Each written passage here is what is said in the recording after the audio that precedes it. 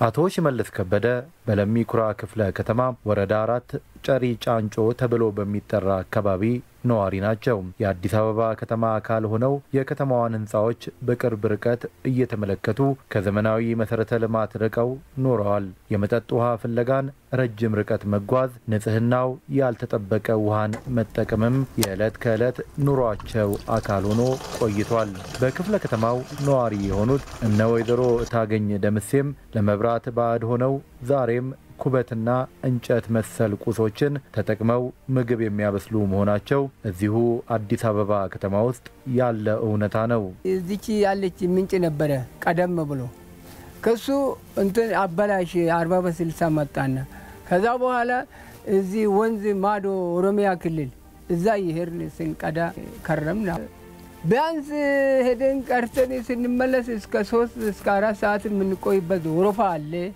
ብዙ ወረፋ አለ። ደፈርን ነው ከና አፈሩ ጋራ ነው ስንጠጣን የከረም ባረ ወልፊዲ ደበላ ወልፊዲ ጋ ወዱ ካደበላ ጀሪካ ደበላ ሙጫር ጀሪካ ሆን ደፊ ወይ ተውካ ደበላ አንቶሪና ደራገ ፊዲ አቆለ ጆለን ኮተን ከጨ ደማቱ ወራባኒ ፊዳኒ ወር በስላው ምትወረከነ ረጋይነ ማዱና ማልጎነ የምንጠጣው ውሃ ንጹህ አይደለም፣ የወንዝ ውሃ ነው። ያው ልጆች ውስጡ እየሄዱ ነው የሚቀዱት። አማራጭ ስለሌለን እሱን እንጠጣለን። በጣም ችግር አለብን። ልጆቻችን ትምህርት ቤት እንኳን ልብሳቸውን አጥበው ለመሄድ ይቸገራሉ። እንስሳቶቻችንም እኛም የውሃ ችግር በጣም ጎድቶናል።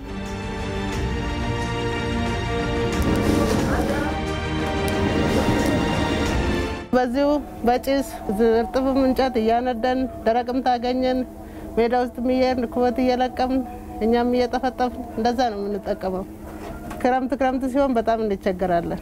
በአዲስ አበባ ከተማ ሰፋፊ የቆዳ ስፋት ባላቸውና በማስፋፊያ አካባቢ ባሉ ክፍለ ከተሞች የሚኖሩ ነዋሪዎች የመሰረተ ልማት ጥያቄ ብቻ ሳይሆን ያላቸው የአገልግሎት ተደራሽነትና የመልካም አስተዳደር ችግርም ዋነኛ ጥያቄዎቻቸው ሆነው ቆይተዋል። አረብሳ ጫፍ ላይ ነን ያለነው። ከአረብሳ እስከ መገናኛ ለመሄድ ደግሞ አሁን በሶስት ታክሲ ነው ብቻ ለኛ ከባድ ነው። መገናኛ ደርሰን በየጊዜው ጉዳይ ለማስፈጸም ስንመላለስ በጣም እየተቸገርን ነው ቆየነው። ቦሌ ክፍለ ከተማ ነበረ። በጣም ትራንስፖርት አይገኝም። ስንሄድም የተሻለ አገልግሎት አናገኝም። ቦሌ ክፍለ ከተማ ላይ ለልማት ሲባል ብዙ አርሶ አደሮችም ከቀያቸው በተለያየ ቦታ ምትክ ቦታ ለመውሰድ ይመላለሱ ነበር። ክፍለ ከተማ ቦሌ ክፍለ ከተማ ሩቅ በመሆኑ መገናኛ ሄደን ነው እንግዲህ አገልግሎት የምናገኘው። እንደምታውቀው ጧት ወጥተን ለትራንስፖርት መከራ ነው። የአዲስ አበባ ከተማ ምክር ቤት በጥቅምት 2013 ባካሄደው 8ኛ ዓመት የሥራ ዘመን አንደኛ መደበኛ ጉባኤው ይህንን ነባር የነዋሪዎች የልማትና የመልካም አስተዳደር ጥያቄ ለመመለስ ሰፋፊ ከሆኑት የቦሌና የካ ክፍለ ከተሞች የተወሰኑ ወረዳዎች ተቀንሰው አዲስ 11ኛ ክፍለ ከተማ እንዲመሰረት የቀረበለትን አዋጅ ተወያይቶ አጽድቆታል። የከተማ አስተዳደሩም በተቻለ አቅም ወደ ህብረተሰቡ ደርሶ ቀልጣፋ አገልግሎት የሚሰጥበት ግልጽነት ተጠያቂነት የሚኖርበት ሁኔታ የሚመቻችበት ሁኔታ ይፈጥራል። አስፈላጊ ነውና ህዝብን ለመጥቀም ከተፈለገ የአደረጃጀቱ ጉዳይ ቀድሞ መስተካከል ስለሚገባው ወቅታዊ ነው። እንደውም ዘግይቷል የሚል ካልሆነ በስተቀር ወቅታዊ ነውና ይህንን በዚህ ደረጃ ላይ ተረድተን ብንቀበለው የተሻለ ነው ብዬ አምናለሁ። ለአገልግሎት መስጠት ምቹ ተደራሽነትን በሚያረጋግጥ ልክ መልሶ ማደራጀት አስፈላጊ ነው ብለን ወደዚህ ምክር ቤት ያመጣ ነው። በካቢኔ ደረጃም ከሌሎች አመራሮች ጋርም የተዋየ ነው። ይሄን ነው ዋና መነሻ ያደረግ ነው። አንዳንዱን አካባቢ ጭራሽ ደርሰንም እያገለገል ነው አይደለም። አመራሩ ጋር መጥቶ ወይም ደግሞ የመንግስት አስተዳደር መስሪያ ቤቶች ጋር መጥቶ ለመገልገል እንኳን ምን ያህል ኪሎ ሜትር መጓዝ እንዳለበት የትራንስፖርት ወጪ ማውጣት እንዳለበት በመናይበት ሰዓት ወቅታዊ ነው። የህዝብን የመልካም አስተዳደር ጥያቄ ከመፍታት የበለጠ ወቅታዊ የምንለው ምንም ነገር የለም በሚል አይተነዋል። ነዋሪው ህብረተሰብም የአዲሱን ክፍለ ከተማ መመስረት ተከትሎ ነባር የመልካም አስተዳደርና የልማት ጥያቄዎቹ ምላሽ እንደሚያገኙ እምነቱ ነበርና የክፍለ ከተማውን ምስረታ በከፍተኛ ደረጃ ነበረ የደገፈው።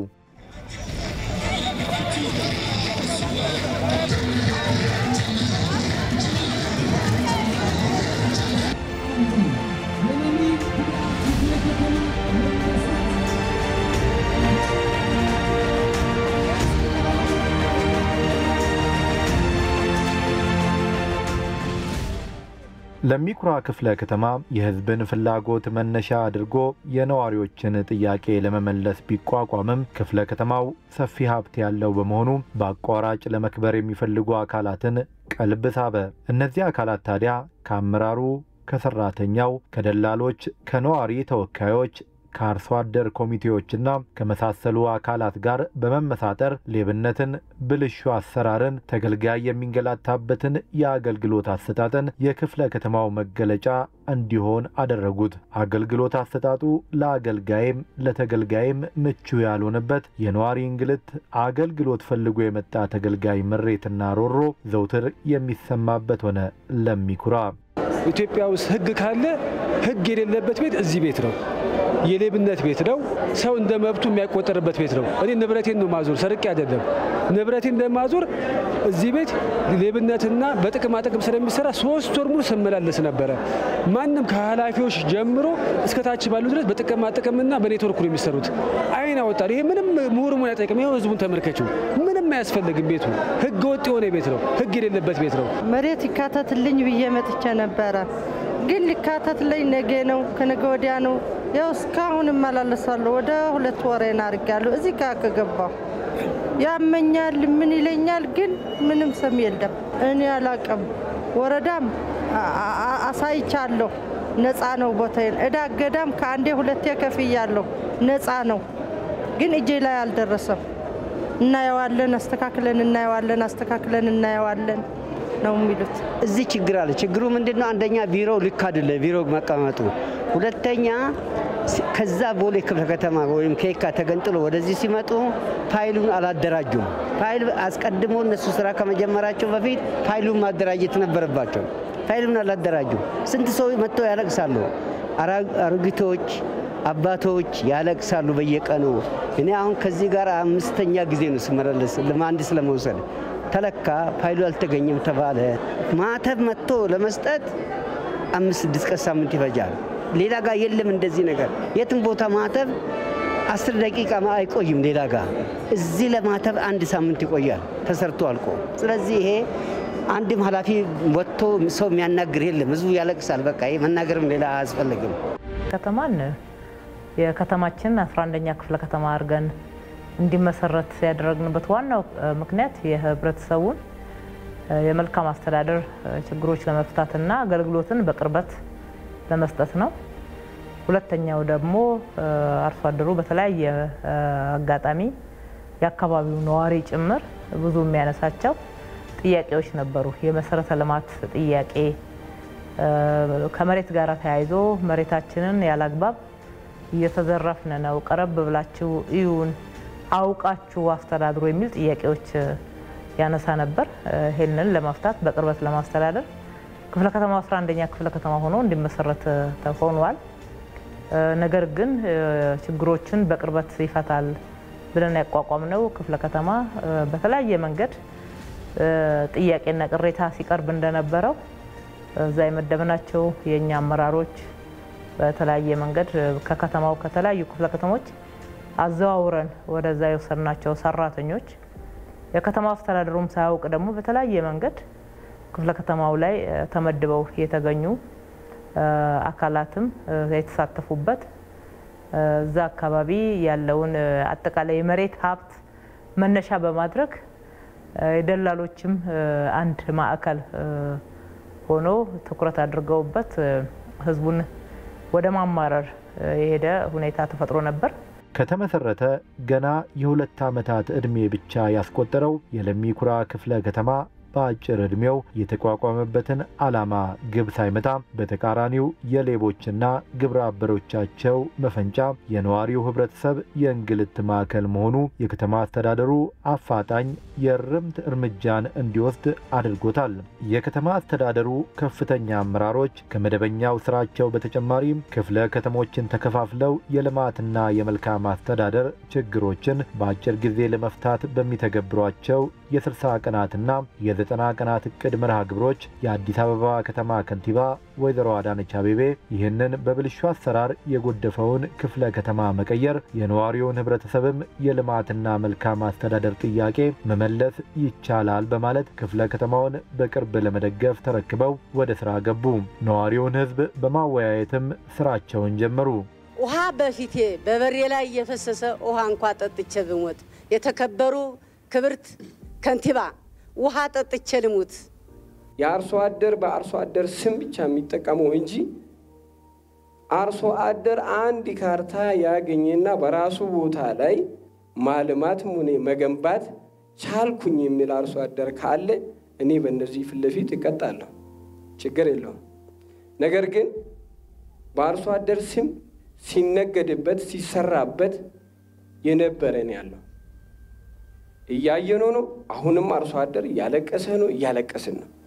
ይሄ ሊስተካከልን ይገባል። እነዚህ ሌቦችንም ከኛ ውስጥ እንዲያወጡልን እኛም ወደ ልማት እንድንገባ በአንድ በኩል መንግስታችን እያመሰገንን በአንድ በኩል እያለቀስን በአንድ በኩል አርሶ አደር እያነባ እሁድ ምድር ሜዳ ላይ የሚሄድ መሐንዲስ የሥራ ቀን ትቶ ይህንን አስቁሙልን። ክብርት ከንቲባ አንድ ማሳሰበው ነገር በለሚ ኩራ ክፍለ ከተማ ከፍተኛ የሆነ የመንገድ መብራትና የውሃ ችግር አለ።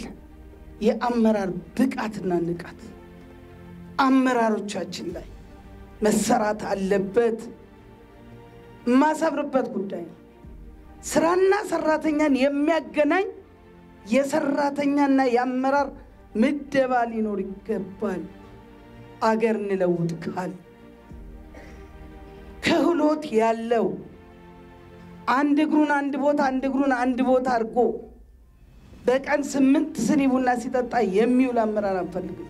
ሚኢስኑም ትሬ ወሪ ጋራራ ይርተን ገዲ ቡአቲ ጊዜ ቶኮ ወራ ክፍለ ከተማ ፊ ወራ ወረዳ ከጀ ጅሩ ወድኖ ጂንቴችስተኒ አካ አራ ከነት ነው ወያስተኒ ረኪን ኑረምቡ ኢትዮጵያ ከነ ከጀቲ ቆቴ ቡላኒ ፊንፊኔ ጀላታዬ አከሚት ቢሻና ረን ንጉ ቢሬሽ ከንጉ ዱጉ ደንደኝ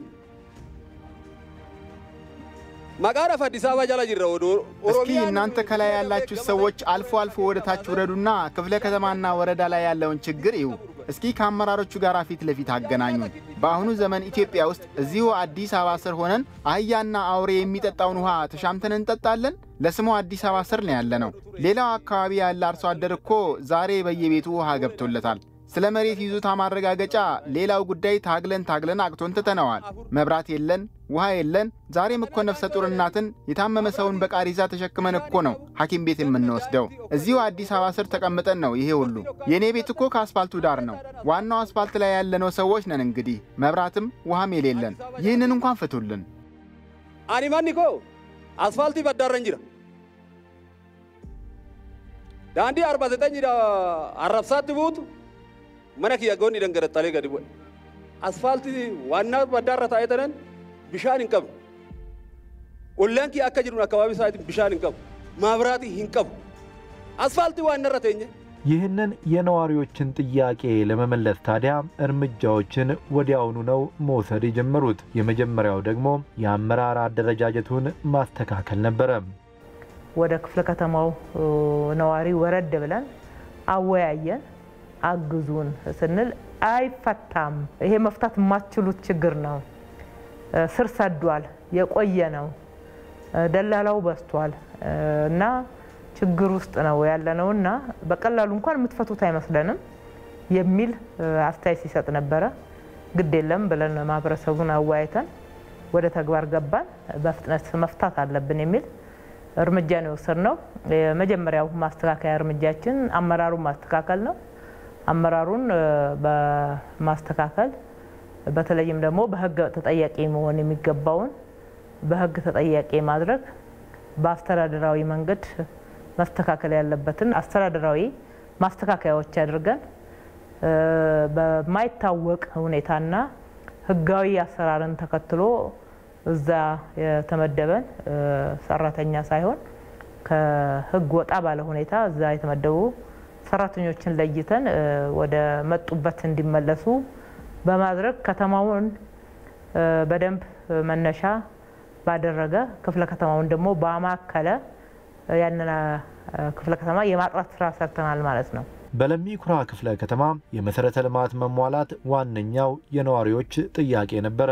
በተለይም አርሶ አደሮች የከተማው አካል ነን ወይንስ አይደለንም ብለው እንዲጠይቁ ገፊ ምክንያት ሆኗቸዋል። አርሶ አደር አካባቢ የከተማው አካል ነን ወይ ብለው ጥያቄ እስከ መጠየቅ የደረሱበት መጠየቅ ብቻ ሳይሆን ወረድ ብለን ስናይ እውነትም የደነገጥንበት ሁኔታ ነበር። መብራት የለም፣ ውሃ የላቸውም፣ መንገድ የላቸውም። የኢትዮጵያ ገጠር አካባቢዎች እኮ ዛሬ በአካባቢያቸው የጤና ኬላ አላቸው፣ ትምህርት ቤት አላቸው፣ መብራትና ውሃ ቢያንስ በሰፈር ውስጥ የሚኖርበት ሁኔታ አለ። ግን እዚሁ አዲስ አበባ ውስጥ ነው የአዲስ አበባ አካል ሆነ መሬት ለልማት ሲሆን ልቀቁ ከማለት ውጪ ምን ያስፈልጋቸዋል የማይባልበት ሁኔታ በከተማችን ውስጥ ትክክል አይደለም ብለን ወረድ ብለን መብራት እንዲያገኙ ውሃ እንዲያገኙ መንገድ እንዲገባላቸው ጥሩ ስራ ተሰርቷል። አላጠናቀቅንም። ይሄ በስፋት ይከድበታል ማለት ነው። ለ90 ቀናት የልማት እቅድ መርሃ ግብሩ ምስጋና ይግባውና በለሚ ኩራ ክፍለ ከተማ ዛሬ ላይ የመሰረተ ልማት ጥያቄዎች መልስ እያገኙ ነው። በ3 ወረዳዎች ብቻ ከ5000 በላይ ቤተሰቦች የንጹህ መጠጥ ውሃ፣ ከ2000 በላይ ቤተሰቦች ደግሞ የመብራት አገልግሎት ተጠቃሚ ሆነዋል። ተመስገን ነው። ይኸው እንኳን እኛ አህዮቻችንም አርፈዋል። ልጆቻችን ንጹህ ውሃ እያገኙ ነው። እንደ ልባችን ደጃችን ላይ ወጥተን ውሃ እንቀዳለን፣ ልብሳችንን እናጥባለን፣ ለመጠጥም እንጠቀማለን። ከብቶቻችን ሳይቀሩ ንጹህ ውሃ እንደ ልባቸው ያገኛሉ። አሁን ያገኘን ጥቅም በጣም ደስ የሚል ጥቅም ነው። ለምን መሰለህ? ከብቶቻችን በደንብ እየጠጣ እኛ ራሳችን ሰውነታችን እየታጠብን ልብሳችን እያጠብን አሁን በጣም እየተሻሻልን ነው።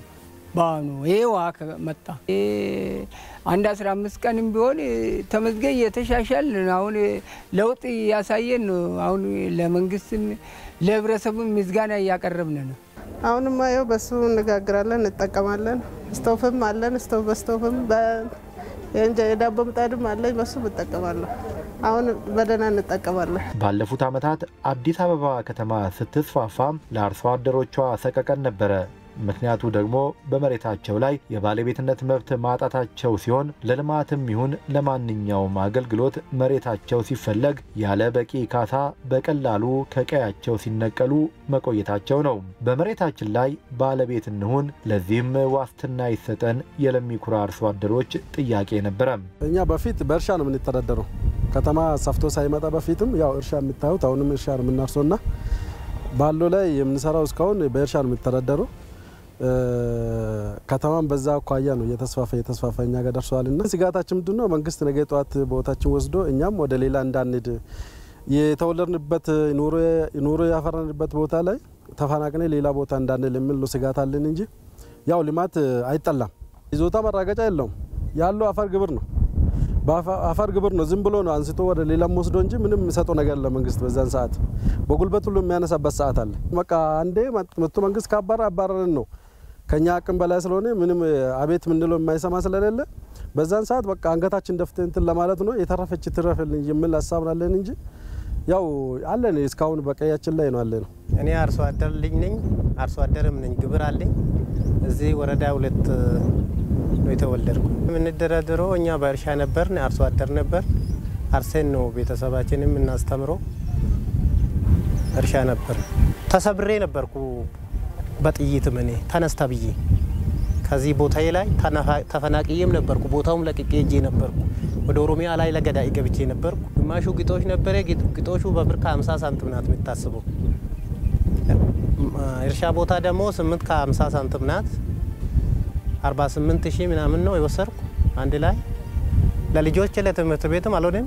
ያርሶ አደሩን መሬት ሳይቀር ደላሎች እንደ አርሶ አደር ልጅ ራሳቸውን እያረጉ ፋይል እያደራጁ እንዲጸድቅላቸው ወይም ደግሞ አገልግሎት ማግኘት እንዲችሉ የሚቀርቡበት ሁኔታ ስለነበረ ይሄንን ማስቀርተን የአርሶ አደር መሬት የቱ ነው ለተለያየ ልማት የተሰጠው መሬት የትኛው ነው ብለን እሱን ማጠራን አሁን ለአርሶ አደሩ ተገቢውን የመብት ፈጠራ ስራ ጀምረናል። እንደ ሌሎች ጥያቄዎች ሁሉ የአርሶ አደሮች የይዞታ ማረጋገጫ ጥያቄም ታዲያ ምላሽ ማግኘት ጀምሯል። አርሶ አደሮችና የአርሶ አደር ልጆችም ታዲያ ዛሬ ላይ ተስፋችን ለምልሟል ይላሉ። አሁን ለውጥ ከመጣ በኋላ የተሰጠኝ 8731 ካሬ ላይ ካርታ ሰጥቶኛል መንግስት ማለት ነው። ስለዚህ እሱን ደግሞ ይኸው የሚታየው ከኔ ጀርባ መጋዘን ሰርቼበታለሁና ፕሮፖዛል አዘጋጅቼ ይኸው ከዚህ መጋዘን በታች ያለው እንትን ትምህርት ቤት ከኬጂ እስከ 12ኛ ክፍል ለመክፈት ሬዲዮኜ ነው ያለው። ራስ እንደምሰራበት ራስ እንደፈለክ እንደማረክ ይሄ ነው የተፈጠረልን ማለት ነው። ግን ለውጥ ከመጣ በኋላ ተመልሼ ቤትም ሰርቻለሁ። ደና ህይወት እየኖርኩ ነው። ካርታን ወስጃለሁ። መረጋገጫም 6660 ካሬ ላይ ነው ወሰርኩ። አሁን አርሼ እየበላው ነው። ፍሪ ነኝ። ደስ ብሎኛል። አርሼ እየበላው ነው። ልጆቹን በስራ ስርዓት እያስተማርኩ ነው። በፊትማ ዝም ብለን አርሰን ቦታውን ጠብቀን እንደ ዘበኛ መኖር ነው እንጂ ቦታውም የኛ ነው ብለን አስቤ አላቅም። እኔ ግብር እየገበርኩ አሁን ካርታ መረጋገጫ ወስጄ የራሴ ነው ብዬ ሀሳቡላ እሱ ላይ ትቼ ነው በደንብ አርሼም ለስራም ስጋት የለኝም ልሰራለሁ ብዬ አስቤ እየኖርኩ ነው። በለሚ ኩራ ክፍለ ከተማ የነዋሪዎች ሮሮ መንስኤ የሌብነትና ብልሹ አሰራር ምንጭ አጠቃላይ ለመንግስትም ለህዝብም ዋነኛው ችግር የነበረውን የአገልግሎት አሰጣጥ ፈር ማስያዝ በ90 ቀናት እቅዱ ልዩ ትኩረት ተሰጥቶት ነው ወደ ስራ የተገባው። ቀደም ያለውን ሁኔታ ስናይ ፋይሎች ተዝረክርከው አንድ ክፍል ሙሉ ሞልተው በተለያየ መንገድ ደግሞ በየሰራተኛው ክፍል ውስጥ ተከማችተው አገልግሎት የሚፈልገው ህዝብ እዛ ሲተራመስ ደላላ መሃል ገብቶ ኑ ምንድነው አገልግሎት የምትፈልጉት ገንዘብ ክፈሉ የሚልበት ያፈጠጠ እጅግ በጣም አሳፋሪ ሁኔታ ውስጥ መሆናችንን በይፋ አይተን ይሄንን መቀየር ግድ እንደሆነ ለይተን የገባንበት ፋይሎችን አጠራ ስናጠራ ከግማሽ በላይ የሆኑ ፋይሎች ፎርጂድ እንደሆኑ ያለ አግባብ ውጪ እየተዘጋጁ እየመጡ ልክ የክፍለ ከተማው ፋይል እንደሆኑ ወደ ስርዓቱ እንዲገቡ እየተደረገ እንደሆነ ለየንና እውነተኛና ትክክለኛ ፋይል የሆኑትን በቴክኖሎጂ ስካን የማድረግ ወደ ሶፍት ኮፒ የመቀየር ስራ ሰራን። ክፍለ ከተማውም ለአገልግሎት ምቹ ስላልሆነ እዛው አካባቢ ለአገልግሎት ምቹ የሆነ ህንጻ ፈልገን ያንን ህንጻ ለጊዜው በመከራየት ቀጥሎ ደግሞ የክፍለ ከተማው ህንጻ መሆን የሚችልበትን አግባብ ወሰነን ሪኖቬሽን ወይም ደግሞ ህንጻውን ለአገልግሎት ምቹ እንዲሆን መልሰን የመገንባት የማደስ በቴክኖሎጂ የማሟላትና ሙሉ ለሙሉ በቴክኖሎጂ አገልግሎት መስጠት በሚያስችል ሁኔታ ህንጻውን ዝግጁ አደረግነው።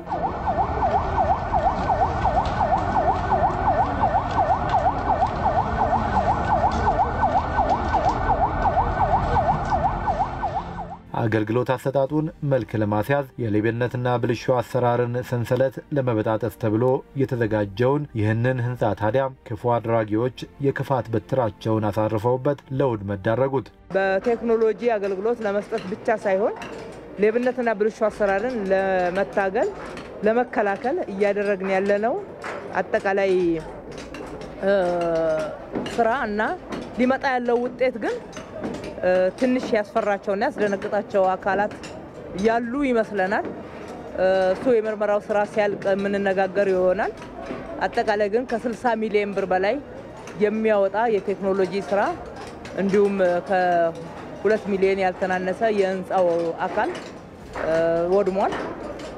ይህንን በፍጥነት ወደ ቦታው ለመመለስ መልሰን ለመተካት እንደውም ስታንዳርዱን በተሻለ ሁኔታ አድርገን የሌብነት ትግላችንን ለማጠናከር ውጤታማ ስራ ለመስራት ተነሳሽነትን ፈጥሮብናል።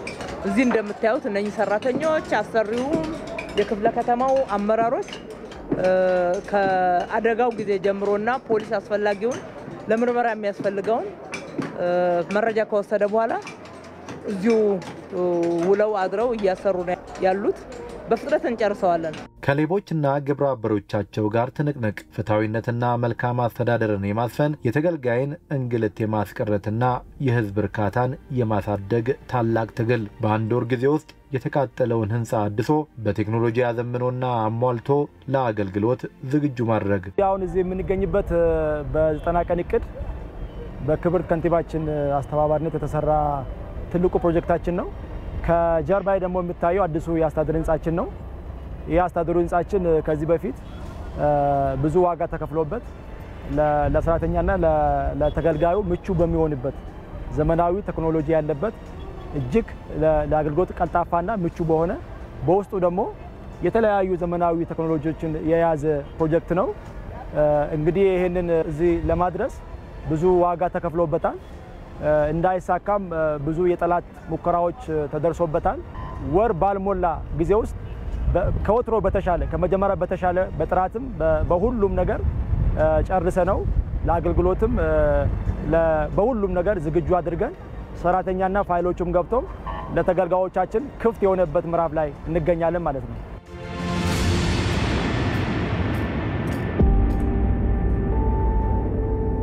አሁን ያለንበት ቦታ የመጀመሪያ ወለል ላይ ነው ያለነው።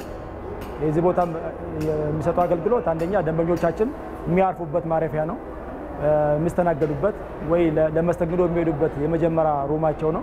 እንግዳ የሚቀበልበት ሩም አለ እዚህ ጋር። የት ማንጋ መሄድ እንዳለባቸው አቅጣጫ የሚወስዱና መረጃ ወስደው ለሚመለከተው ተቋም የሚሄዱ። አሁን የምንገኝበት አንደኛ ፍሎር ላይ ይሄ ከታች ከግራውንድ ጀምሮ እስከ 3ኛ ድረስ ያለው ለመሬት አገልግሎት ጽሕፈት ቤት የሚውል ፍሎር ነው። እንግዲህ ከተለዩ ተቋማት በጣም እጅግ ዘመናዊና ቴክኖሎጂ የታገዘ ጽሕፈት ቤት ነው። የህዝባችን ጥያቄ መመለስ በሚንችልበት መንግስታችንም ደግሞ በሰጠን ኃላፊነት ላይ ታማኝ ሆነን መንግስታችንንም ህዝባችንንም እናገለግልበት ተቋም ነው እየተገነባልን ያለ ነው። ለሚኩራ ትላንት ሲወቀስበት ከነበረው የአገልግሎት አሰጣጥ ብልሽት ዛሬ ለከተማችን ሞዴል መሆን በሚችል የአገልግሎት አሰጣጥ ሂደት ውስጥ እንዲገባ አድርገናል። ይሄ ለጊዜው የተደረገ ነገር አይደለም፣ ቋሚ ነው፣ ይቀጥላል። ክትትል እናደርጋለን። ከተማችንን አጠቃላይ በዚህ ደረጃ እንቀይራለን። በተለይ የመሬት አገልግሎቱንና የግንባታ ፍቃድ፣ የወሳኝ ኩነት የመሳሰሉትን በዛ ደረጃ እንቀይራለን። ሰራተኞቹ ሳይቀር ዩኒፎርም እንዲኖራቸው እንዲታወቁ የኛ ሰራተኞች መሆናቸው።